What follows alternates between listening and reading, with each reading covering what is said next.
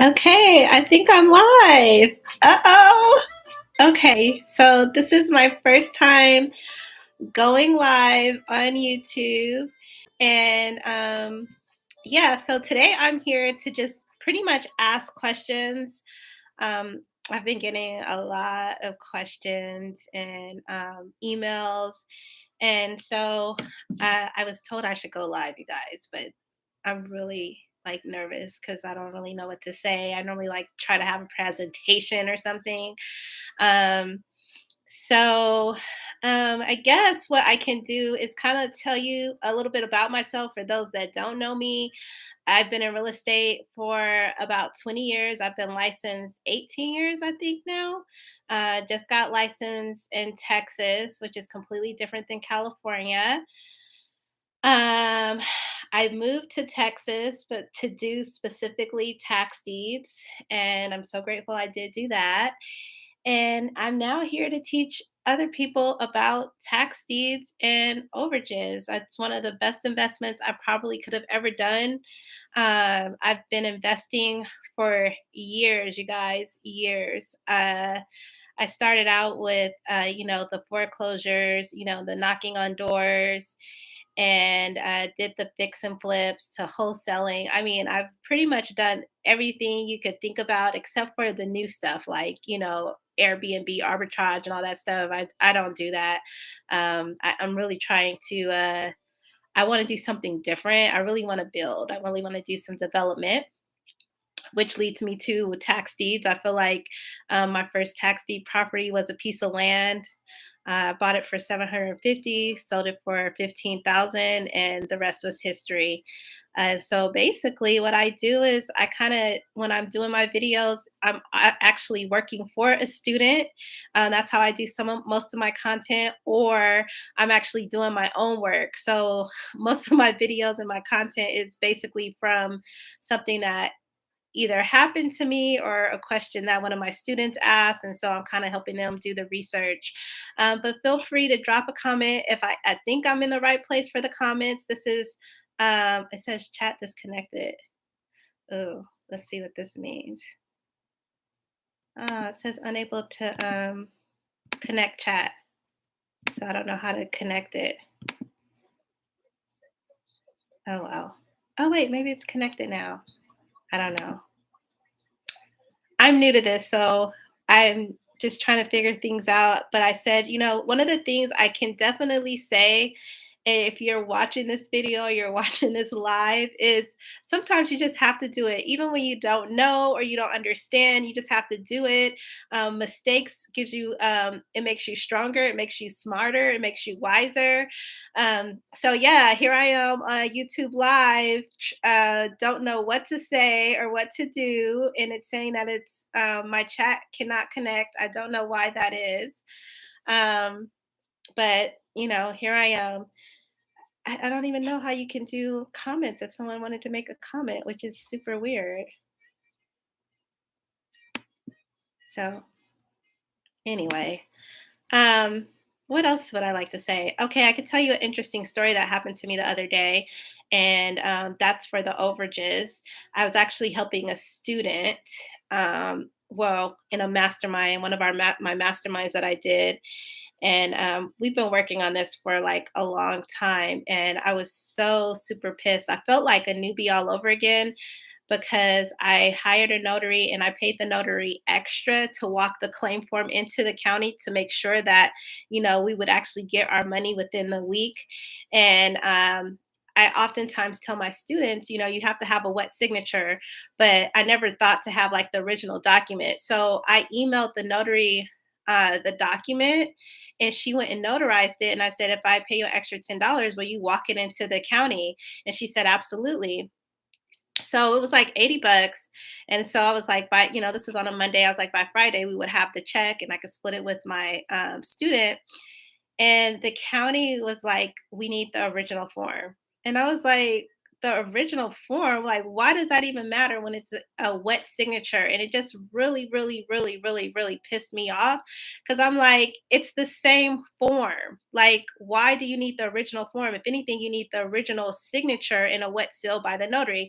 But Needless to say, I say that all to say that these counties sometimes and these governments do not want to give these claimants their money. It's just ridiculous. And so I called and I complained about it and they were like, "Well, it's the back of the form." And so when I have the original form cuz sometimes you don't want to like give the original form away cuz you're afraid that you'd have to wait for the county to send you another form all over again. And they were like, "Oh, it's what's on the back of the form." I was like, "Are you kidding me? The form looks like a freaking brochure." I'm like, "This cannot be true." But I say that all to say that some counties will make you jump through 15 million hoops, like literally. So, anyway, needless to say, I really have a vendetta for next year. I'm really going to go hard in the paint. I'm going to try to collect as many overages from this county because now I know their little intricacies that they try to stop people from getting it. And the interesting thing, this claimant actually tried to go get his own overage claim and he couldn't get it. So he hired us. Well, my student called him. So my student was able to get a hold of him and do the whole process or whatever.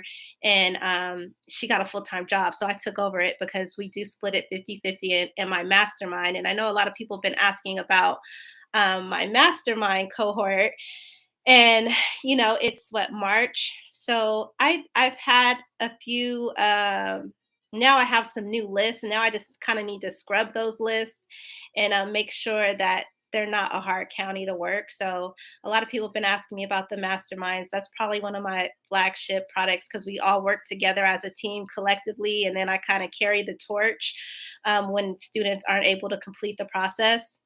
So anyway, needless to say, that process hopefully will be done, hopefully by April because the redemption period's almost up.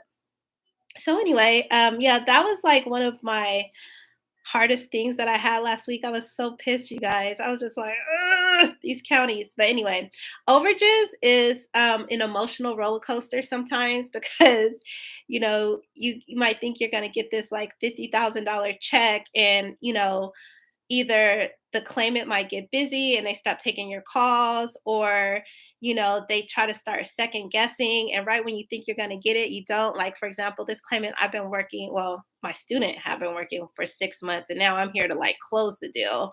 And so it can be a up and down, and she literally was like, "I don't even care anymore."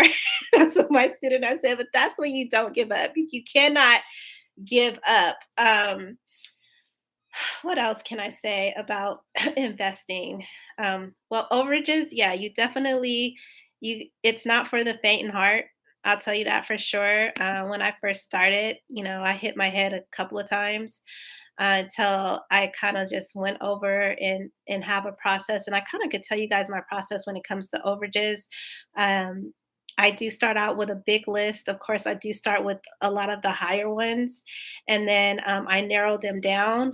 A quick tip that I could give away for free is that, Cash App and Venmo, people be having their phone number. So if you know the claimant's name, if you put it in Venmo or Cash App, you could probably more than likely get a hold of the claimant. So that's one of the golden nuggets I'm gonna give away on this live. If you're definitely interested in overages, for those that don't know what overages are, they're one of the best investments I personally feel you can invest in real estate because you don't really have to put a lot of money in. So we're probably at $200 for this claimant that I was working for my student.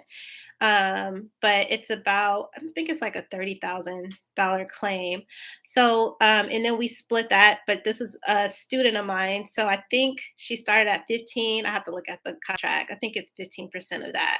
Um, so those are some of the things you just have to think about. I forgot what I was about to say. No, I was saying my process. So I start off with the list, and then I try to find the claimants. If I have a claimant, and I find that either through Venmo, Cash App, I do a lot of texting. I don't do a lot of calling initially.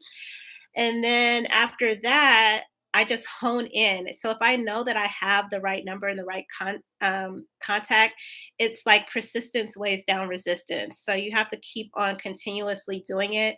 But I promise if you dedicate 10, maybe 15 hours a week doing that, you could definitely get a claim. And for tax deeds, I feel like you do have to have money definitely up front, but it's not as strenuous. So it's kind of like, a balance. With overages, you don't have to put a lot of money in, but you got to put in a lot of work. Whereas tax deeds, you don't have to put in as much work and you get results actually faster. So it's a balancing act. I started combining tax deed and overages because when I was teaching my students to like go to the auction, I was like, they could double dip. Like if you're at the auction, you might as well get the data to collect the overage. And so it becomes a win-win situation. So if you're only interested in tax deeds, I would highly suggest, trying to dip your toe in the overage if you're actively a tax deed investor. Um, I originally did just start doing tax deeds, and then as auctions started, they started shutting down options. That's when I started picking up more on overages, and I thought it was just like a great investment tool because a lot of people don't have a lot of money to invest, but this gives you a way to invest in, tax deeds is by doing overages. So it's kind of like a win-win, in my opinion. And I always tell people it's my opinion, it's not fact. Um, so yeah, that's just me ranting and raving. I don't like to talk a lot, believe it or not, you guys don't know. My mom tried to get me on YouTube before YouTube became a thing, and I just really didn't like being in front of the camera. Like right now, it feels like super weird to be in front of the camera talking live, but here I am. And I'm so sorry. I don't know what happened, but it still says that my chat is disconnected. So I was hoping that I'd be able to interact with a few people, but I guess I won't be able to do that this time. Um, but hopefully next time I'll get better at it and I'll be able to interact with my community. Um, and if you guys do have any questions, I guess leave comments and then I could like answer the comments. I don't even know if you could do that because, like I said, this is my first time doing a live. Um, what else can I talk about? I wish there was something I really wanted to do a Q&A, and the crazy thing about it is I can't do a Q&A because I can't get my live chat to act right. Let's see. Huh. Oh wow. Anyway, I'm gonna like leave because I don't know what else to say. But I guess the thing I said is it wasn't as scary as I thought, you guys, because I was like, "Oh my god, I'm gonna get on YouTube Live. I don't know what to do. I don't know what to say." I think that the any if you could take anything from this video, I like to inspire, encourage people is to just do it. Like I have been there. If you are new to tax deed or overage investing, I've been there where I did not know step one to step two. Um, I've been, slammed in because when I started investing, you guys, I started knocking on doors. And me and my sister have so many stories. Like, sister is 6 years younger than me. So we were like in our 20s knocking on doors for foreclosure. And I say this all to say that we didn't know what the heck we were doing. But we got our first deal and made $80,000 in our 20s. And I just say that